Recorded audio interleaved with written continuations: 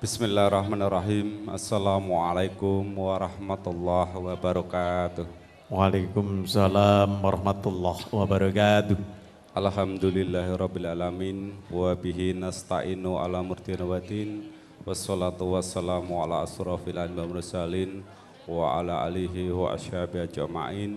La haula wala quwata illa billahil aliyyil azim. Rabbi shrah li sadri wa yassir li amri wahlul 'uqdatam min lisani yafqahu qawli amma ba'du. Konjuk dhateng ngarsanipun para pepunden, para sesepuh saha para bini sepuh ingkang agung mastuti dumateng pepoyaning kautaman ingkang tansah pinundi saha kinabekten. Konjuk dhateng ngarsanipun para pangemban-pangembating praja satriyaning negari ingkang minangka pandam-pandaming kawula dasih ingkang pantes nampi pakurmatan. Konjuk dhateng ngarsanipun para alim, para ulama, para kiai, para santriwan lan santriwati menggahipun hajah saha haji ingkang rinten saha dalu tansah sumanding kitab suci wahyuning ilahi ingkang minangka panuntun kiblating panembah ingkang saestu hambek luhuring budi.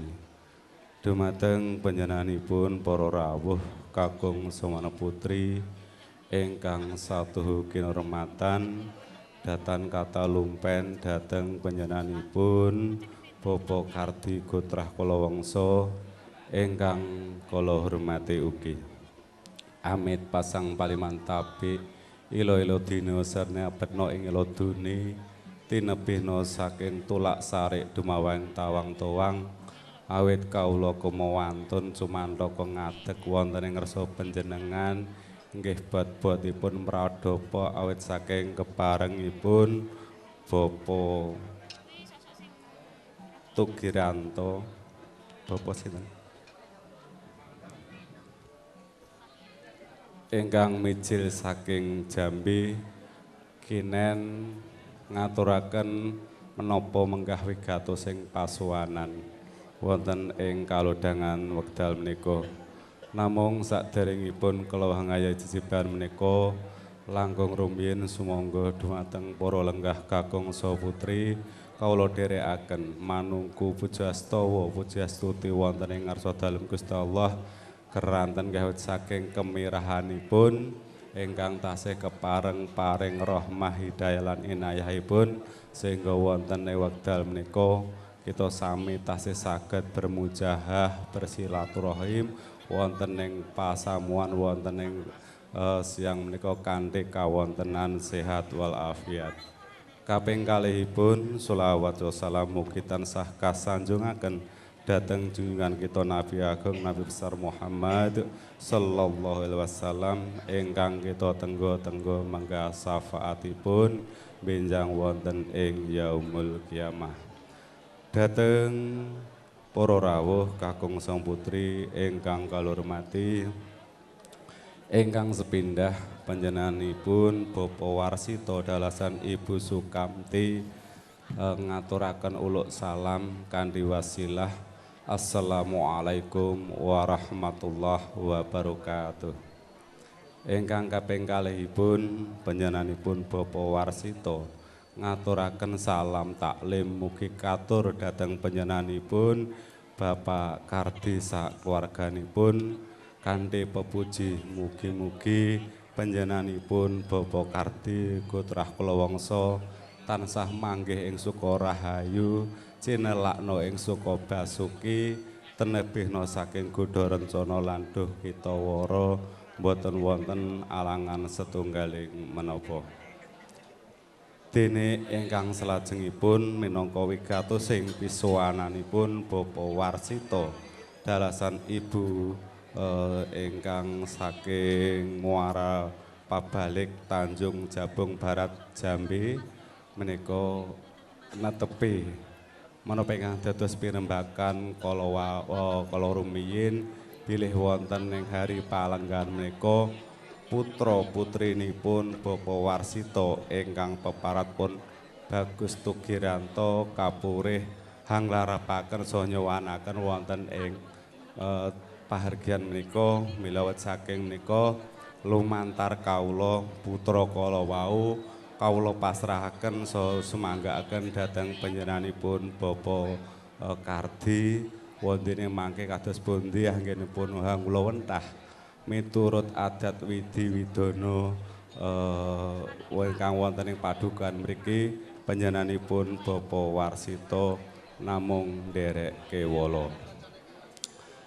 Namung saderengipun nyuwun pangapunten bilih anggenipun masrahaken putra kala wau mboten dipun kanteni menapa-menapa inggih mboten dipun dherekaken dening kadang-kadang tangga tepalih ngengeti nggih saking tebihipun panggenan mila sepindah malih panjenenganipun Bapak Warsito dalasan Ibu nyuwun pangapunten ingkang saageng-agengipun.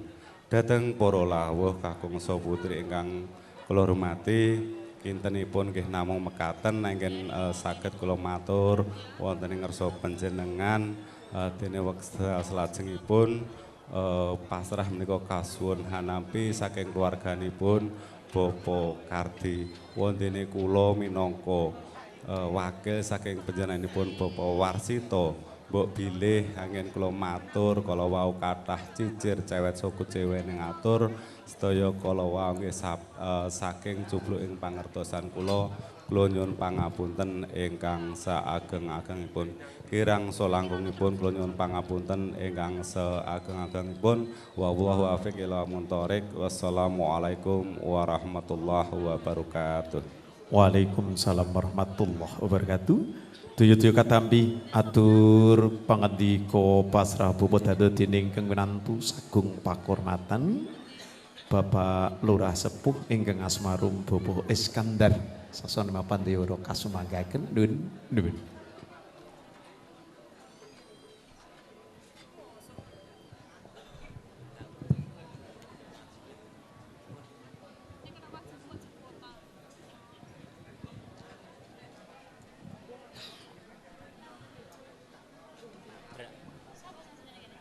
Assalamualaikum warahmatullahi wabarakatuh. Waalaikumsalam warahmatullahi wabarakatuh. Rinenggo nis manis areping pambudi kawilujengan katentreman kabagyan saha pakaswarasan mugi tansah sinanding ngarsa panjenengan sami mugi dalasan dumateng kula para pinisepuh para sesepuh ingkang hanggung mastuti dhateng pepoyaning kautaman ingkang satuhu pinundi pundi saha kinabekten para pangemban pangbating praja satriyanipun negari songsong agung ingkang pantes tinulat tinulodo dening para kawula dasi ingkang satuhu pantes sinudarsana kadang sutresna besan Bapak Warsito Ibu Sukamti ingkang tuhu kula hormati kula tresnani para trahing putresna budaya adiluhung ingkang hanggung memardi martawaning budaya luhur semrambah para sanak kadang mitra pitepangan tanggi tepalih ugi para muda tumaruna ingkang satuhu bagya samulya nuwun kepareng kawula madheg Jumantaka gempil saha gampil kambardikan panjenengan sami ingkang rikalipun nembe sakit saha atur wan pangandikan yawit awrating penggalih kautus saking panjenenganipun Bapak Kardi Ibu Suwarni kepareng ing mriki kula hanampi pasrah putra pinanten kakung ing kalenggahan siang punika ingkang sepindhahipun sumangga kita ngambali ngaturaken raos syukur ing ngarsanipun Gusti ingkang karya jagat raya ingkang sampun hambabar sedaya kawilujengan katentreman kabagyan ing kita sami ingkang khususipun kaparengaken dumateng panjenenganipun Bapak Kardi Ibu Suwarni dalasan kadang sutrena pisan ugi panjenengan sami wontene ing kala wau lumantar duta saraning besan pilih ing menika kanthi wasilah niku ngaturaken salam taklim niku salam taklim kanthi kula aturaken wassalamualaikum warahmatullahi wabarakatuh. Mugi salam taklimipun kula tampi saha mugi niku panjenenganipun Bapak Kardi Ibu Suwarni mekaten ugi ngaturaken salam taklimipun mugi katuraken dumateng kadang sutresna besan sekalian Ibu Bapak Warsito meniku niku mugi-mugi Gusti tansah gajar kawilujengan katentreman kabahagiaan ing panjenengan sami saged paringan bejo ing donya lan akhiratipun saking ngersanipun Allah Subhanahu wa taala. Wonten ingkang salajengipun nuwun inggih panjenenganipun Bapak Warsito Ibu Sukamti ingkang lumantar duta saraning besan. Menika ngaturaken masrahaken keng putra pinanten kakung ingkang peparab Bagus Tugiranto Sarjana Gizi. Menika ing ngarsanipun Bapak Kardi Ibu Suwarni menika kula tampi kanthi asta ning kekalih kanthi lega lakaning manah. Mbok bilih samun samekta ing gati samangke badhe kadhawuhaken kalian kusumaning ayu Mary Novitasari Sarjana Pawiyatan wontene niku pinanggihipun putra pinanten kekalih samangke niku kanthi adat widi-widana ingkang sampun lumampah ing Dukuh Ndoplang Desa Denanyar niku bilih panjenenganipun Bapak Warsito Ibu Sukamti meniku rawuh ing dalemipun Bapak Kardi antawis tunggal minggu kang kepengker ugi putra pinanganten kakung niku kanthi wilujeng boten wonten rebeda punapa nggih alhamdulillahirabbil alamin nggih mugi ing menika wau mangke kapanggihaken kanthi niku kebak berkahing Gusti saha dipun maringaken rahmat hidayahipun Gusti saged dipun maringaken keselamatan kelancaran kemudahan boten wonten alangan rubeda ing punapa. Wonten ingkang salajengipun nuwun inggih panjenenganipun Bapak Warsito Dalasan Garbo lumantar duta saraning besan menika nyuwun ngapunten bilih menika ing rawuhipun menika kirang nujubrana menika panjenenganipun Bapak Kardi Ibu Suwarni mawantu-wantu nggih tansah kanthi legawa ning manah maringaken pangapunten ing ngarsa panjenengan sami bilih panjenenganipun Bapak Kardi Sarbit Garwo nampi karawan panjenengan sami niku selama wonten ing Denanyar menika niku kirang nuju brana panjenenganipun Bapak Kardi Dalasan Garbo mawantu tansah nyuwun agunging pangapunten. Wonten ingkang salajengipun nggih nyuwun ngapunten panjenenganipun putra pinanganten kakung menika ingkang saking Pidalem menika Jalan Danau Toba niku Desa Intan Jaya Kabupaten Tanjung Jabung Barat niku masuk Provinsi Jambi Sumatera niku nggih mugi niku anggen kula matur anggen kula nampi pasrah pinanganten kakung meniku ngapunten kirang langkungipun nggih awit kirang pangertosan kula cekap semanten usikum wa nafsi bitaqwallah.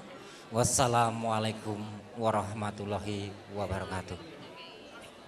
Waalaikumsalam warahmatullahi wabarakatuh. Delancang aji mugi katampi sumangga Data lumben katur dumateng kang winantu sagung pakurmatan Bapak Kardi mewah Ibu Suwarni monggo bareng kadheraken monggo. Inggih sampun katampi Bapak Lurah Sepuh tumenten katur wonten ngarsa panjenenganipun.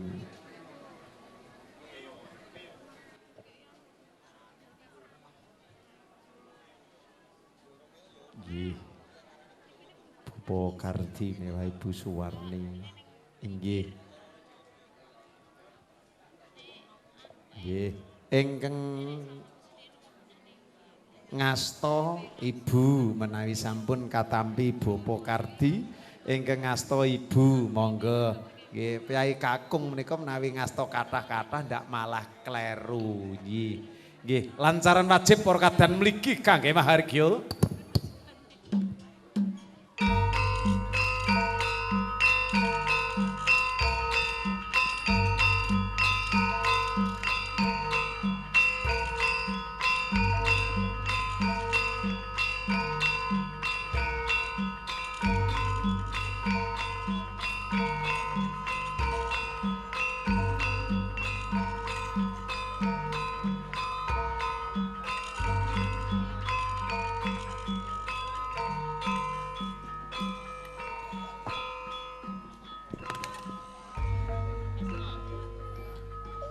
Werdining kang wewarah ingkang sinandi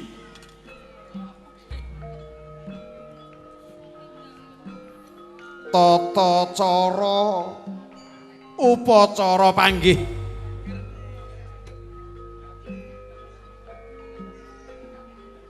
cinten tong kengarsa mantu amiwaha putri kasih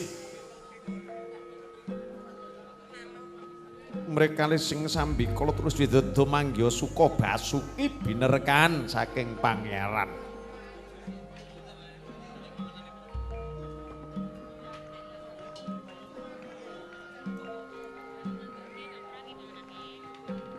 pus dumugi papan sinengker nenggih sasana panggih tempu ing pandulu catur netra ingkang linambaran grahayu tematem nemu hayam-hayam mewah tentrem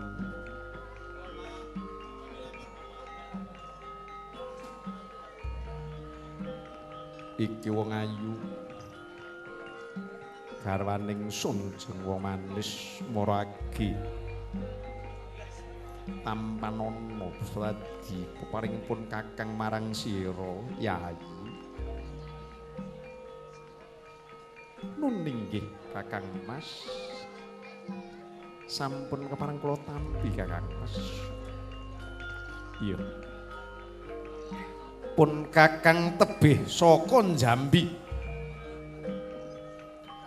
ora ana wanodya kang tak tresnani sak lumahing bumi sakureping langit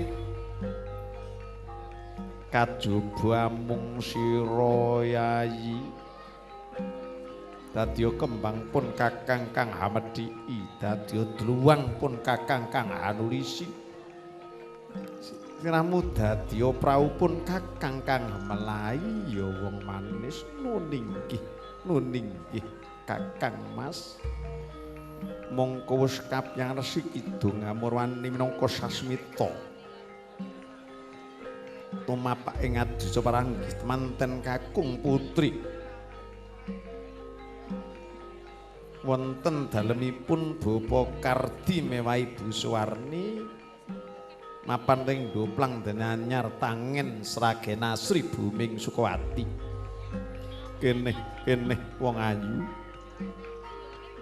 mendhak sawetara wiji ana ampeyaning pun Kakang tandha yekti sira bekti marang kakung ya wong manis nuning nggih Kakang Mas nggih Antiga wis kepareng pinedak pecah sanalika ki sampun hanjengku inggih sampun pecah sanalika pinanganten putri wis nyanjengku Cempaka wonten ngasanipun Keng Raka Pralampita Hangicali saliring Sukerta mugi tansah manggih raharja nun Kakang Mas mangkono pedining kang wewarah ingkang sinandi puji donga saranane yenipun Bapa Kardi mewah Ibu Nun inggih Ibu Suwarni putri kinasih ingkang den dama-dama ninggih kusumaning ayu Mary Novita Sari. Sasampunipun ugi kepareng kapratitisaken panjenenganipun Ibu Surati minangka panggrasana Winici. Kenya Winician Sekar Staman Sri Dadya Prampita wis runwat sagung Sukerta tansah manggih kayuanan mongko ingkang sampun pinaringan toya amengku suraos temanten wis pecah pamore katon sumunar prabane ayo nganti tumindak tan yekti minta sing widi yen to lagi kalimput pangkono putra pinanten Sarimbit ayo nganti lalikuran kang sayektos mrih tentrem adeking brayan ayo aja kongsi keri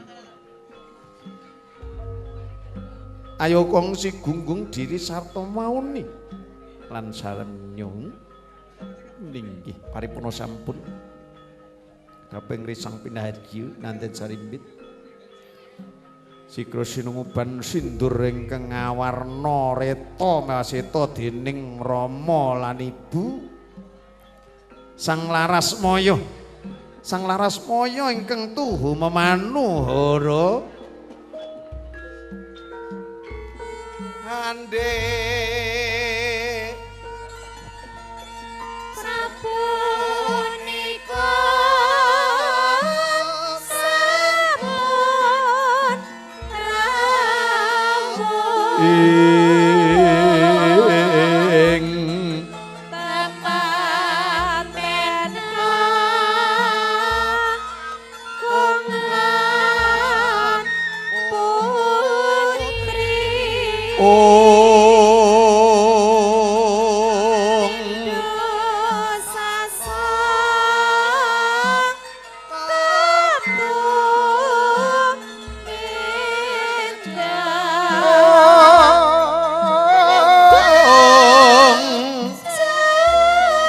wis sinumuban sindur ingkang ngawarna reta mewaseta dening Rama lan Ibu kanthi pangadaping sedya Sang Subagya putra kanten Sarimbit tansah tinuntun ning reh kautaman wani marang bebener wedi marang kanestan tanggaping sasmita Ibu Surati kepareng hamratisaken adicara adat candhakipun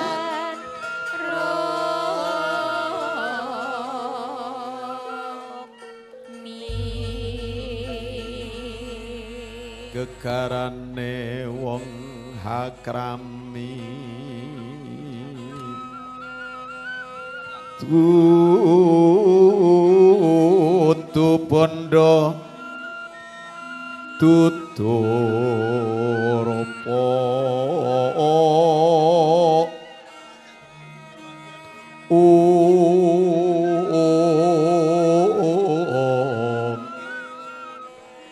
hamong ati pawitane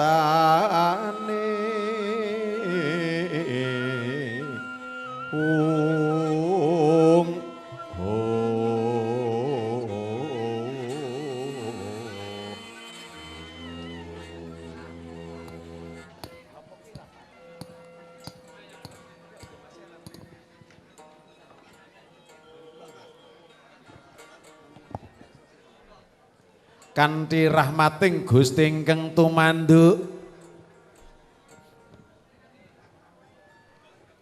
sumawana sih welasa saking sagung para tamu ingkang tumarap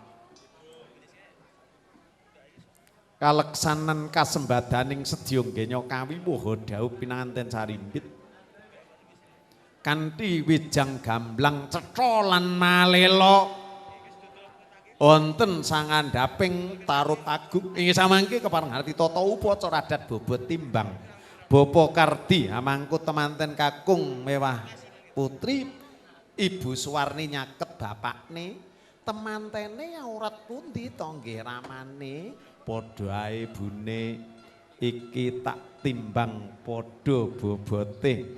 Sing tegese anak mantu kuwi anak dhewe, ora kena dimban oyot ban cindim ban ciladan. Kuwi ora becik ya bune, nuning nggih bapakne, nggih. Menawi sampun kacar kucur guna kaya dahar klimah dahar kembul-kembul bujana Ndrawina. Menawi kacar kucur guna kaya putra pinanganten kakung jumeneng hangasta tilam lampus sinulam suket kalonjana. Pinanganten putri hanganti kacu manis gula klapa abang putih mung rong warna.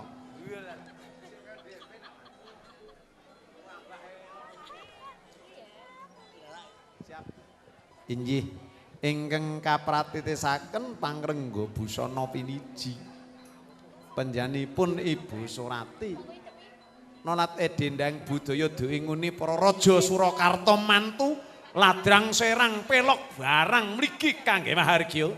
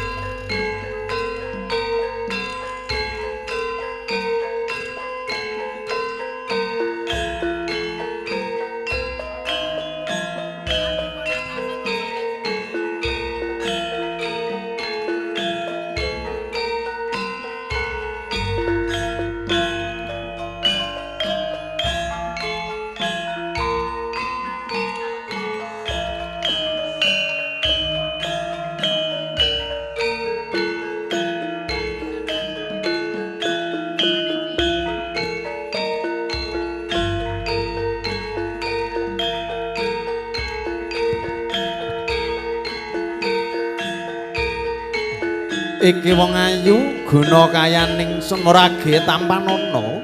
Wong wadon kang gemisriti ya ngati-ati ya Dik nuninggih Kakang Mas. Menawi sampun ugi dipun aturaken Rama Ibu Bapa Kardi mewah Ibu Suwarni cekap jumeneng sumangga.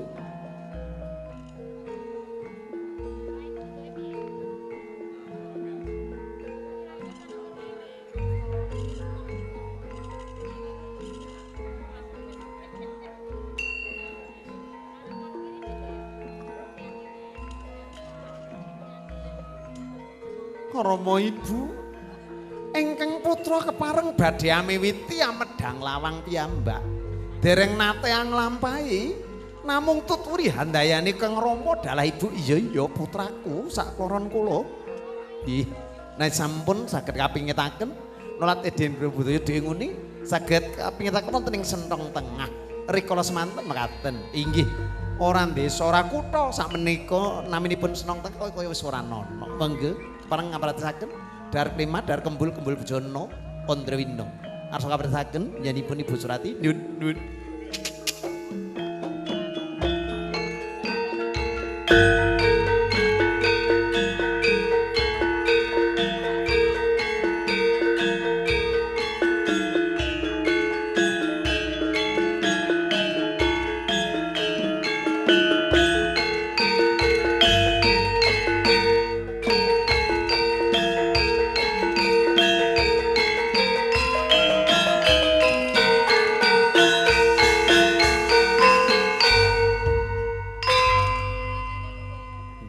ladrang serang ugi senebat ladrang temanten kanthi titilaras pelok patetipun barang. Inggih, inggih.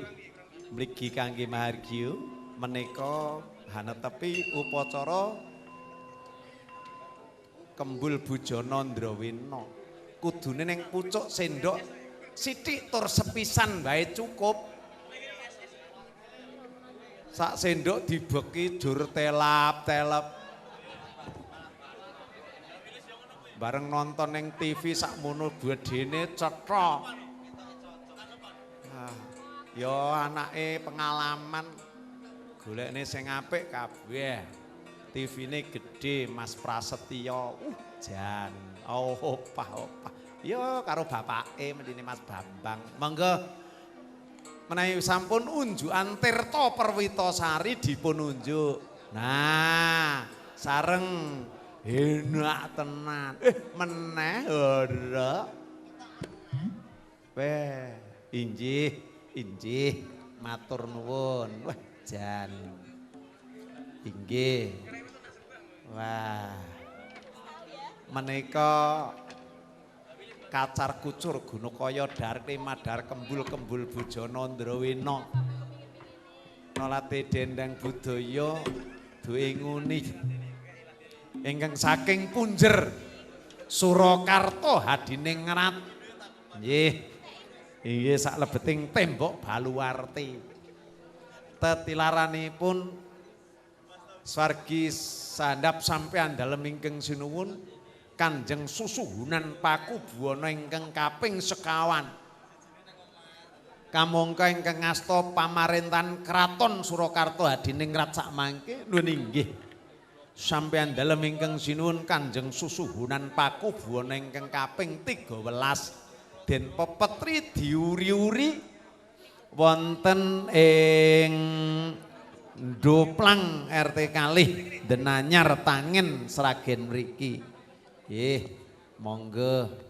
Nggih, menawi sampun najanta ugi sampun sinengkakaken ing alunggur ananging tansah imut ingkang ngangukir jualan rogot tumunten sumungkem pepada wonten ngarsanipun Ibu Dalah Rama murim mboten tumpang suhipun anggenyo angaras padha Ibu Surati ingkang kepareng meratitesaken wondene Bapa Sutar minangka paraga wiji kepareng hang lolos duwung keng denagem pinanganten kakung. Monggo dipun lajengaken upacara adat candhakipun sumung kepepada wonten ngarsanipun Ibu Rama. Kawit mau kok pelok saiki ngalih ning slendro. Nggih. Jan nek sing bonang iki canggih kok iki. Jare kaya mau nggone sing ngenong nggih. Monggo ketawang rujit mligi kangge mahargya.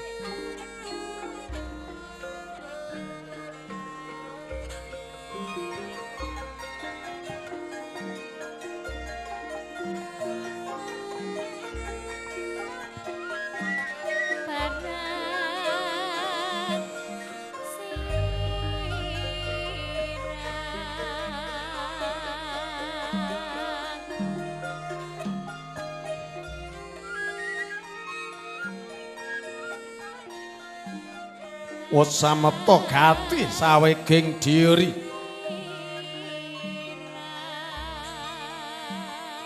Bapa Sutar mongko paraga wincing kepanengang lolos duweng keng diragem pinanganten kakung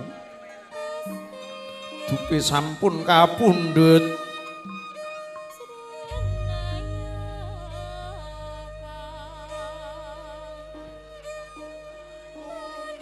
Mongko Sang Sinobagya putra Praten Sarimbit lumampah prepepeh pindha sata matarangan kagat kaguru kasan Rama Ibu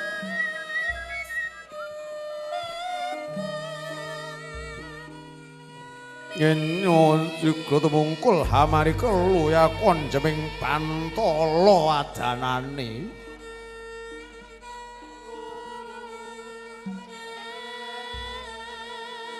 tangkeping asta sumembah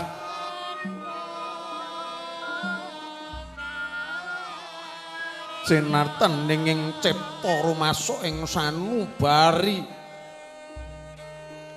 anyadong rumenteng pangastawa Rama Ibu kene kakini kula muntring sih rasa Rama Ibu tampar lolok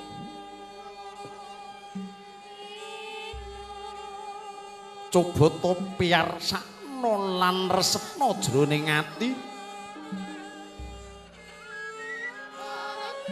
kalamun to manungsa ora bakal bisa wal saka bebayaning marga ya wong kang eling lan waspada kang antuk kanugraning Gusti ya kapini ati-ati aja kongsi keri duga-duga digawa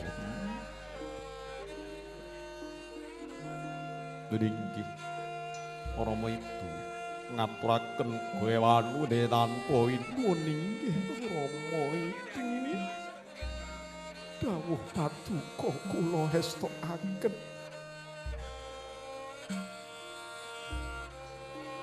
boten rupete ngajeng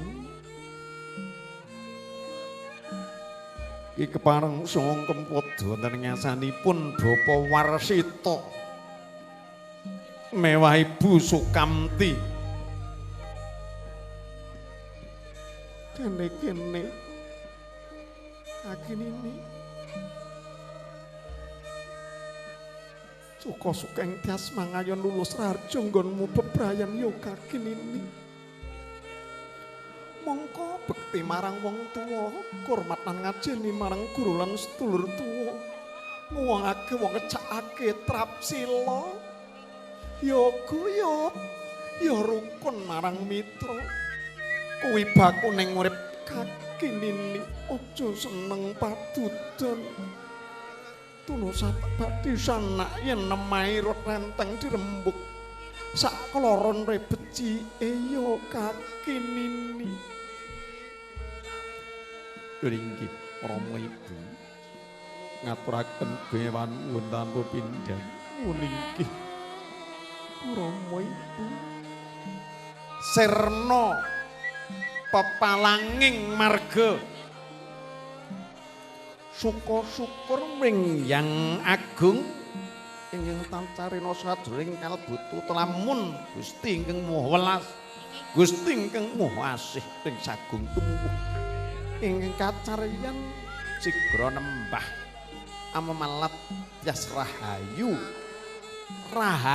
rahayu salami kagini paripurna sampun nggih kene sumung kepodhi wonten ngasanipun Ibu lan Rama Bapa Sutar kepareng hamratisaken ponang dung malih sumangga nuwun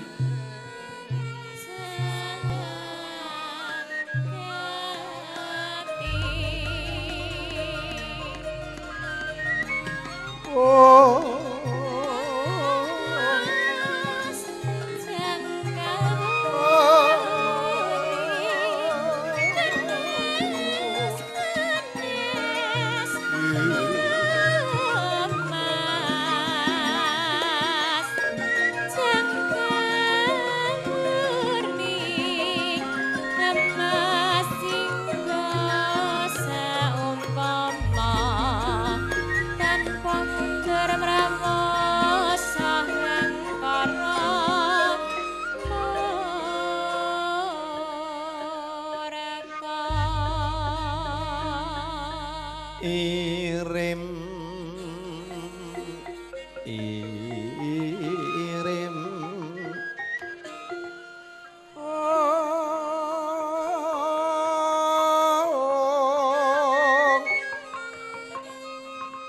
terate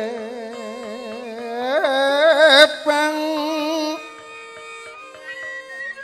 terate pang rarayungan long malangkung tumalung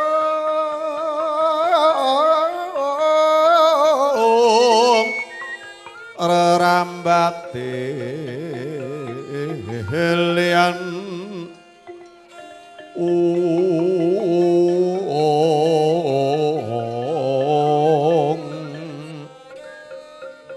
tanono kuciwa rantas ing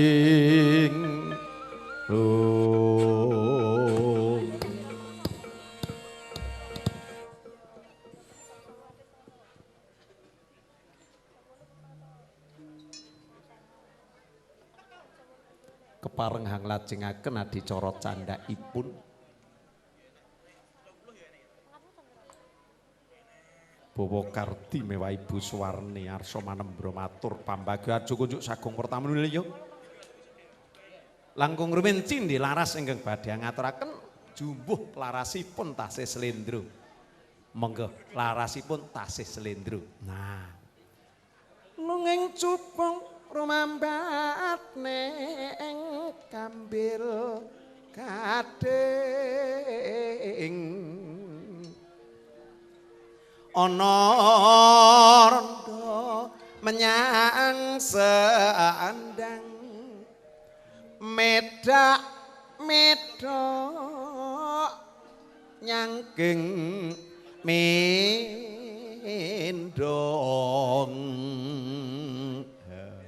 mendong ngono ki wilis no ora ngerti mendongi apa ora ngerti intan ki apa mendong Mendong niku kloso ta, Pak? Oh, mendong kok kloso. Mendong ya mendong, kloso ya kloso.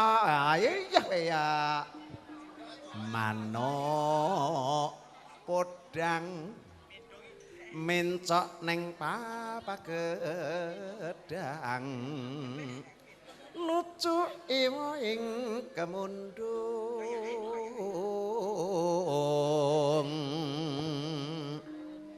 Kiai Dudung umbah gadung kepleset kecemplung kedung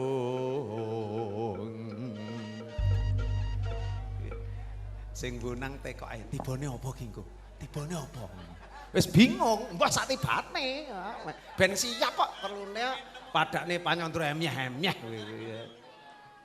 ya baleni ne diteruske meneh yung biyung nyo anakmu mongen biyung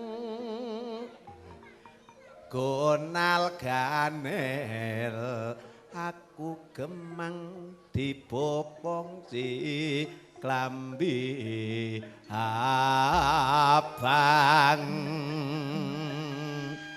aku ngerti yo piyai-piyai kene iki gelemu besok kapan lho wah kene iki welok banget aja kesusu mung tansah samaya lah ngono kuwi apik ngono aja ya gelemu besok kapan Aja kesusu mung tansah samaya aku durung rujuk njaluk apa ya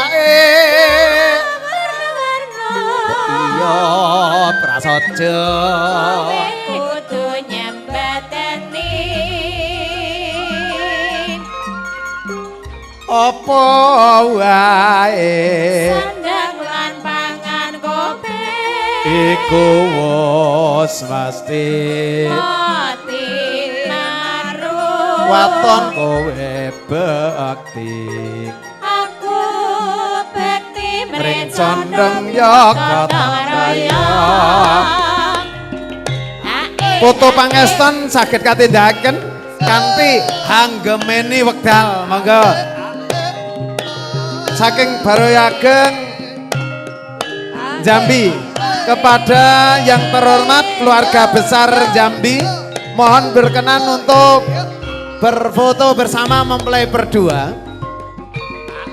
Ugi menawi sampun keluarga Ageng monggo saking Bapak Ibu Kardi Bapak Paiman sekalian, Mbah Buyut Pan Parti sekalian, Bapak Parti, Bapak Tarno, Bapak Sutresno, Bapak Iskandar, Bapak Lurah Ruboko, Bapak Darto, Bapak Bambang, monggo matur nuwun. Gelem besok kapan aja kesusu mung tansah semoyo aku durung rojo njaluk apa ya mbok iya prasaja kudu nyembatani apa wae sandang lan pangan kowe iku wis mesti mati maru waton kowe bekti aku bekti mring condong ya gotong royong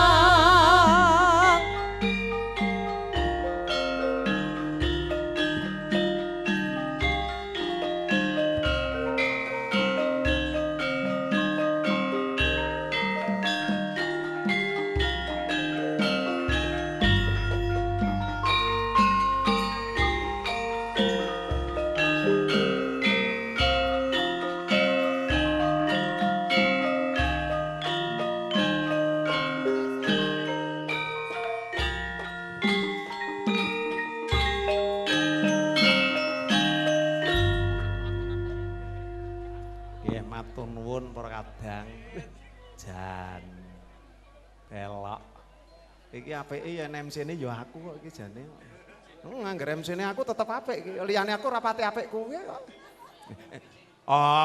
guyon kok dikira tenanan jan pengendange ngantek turah-turah lho kayak Mas Lili terus Mas Gino iki pengendang-pengendang ku apik kondang-kondang iki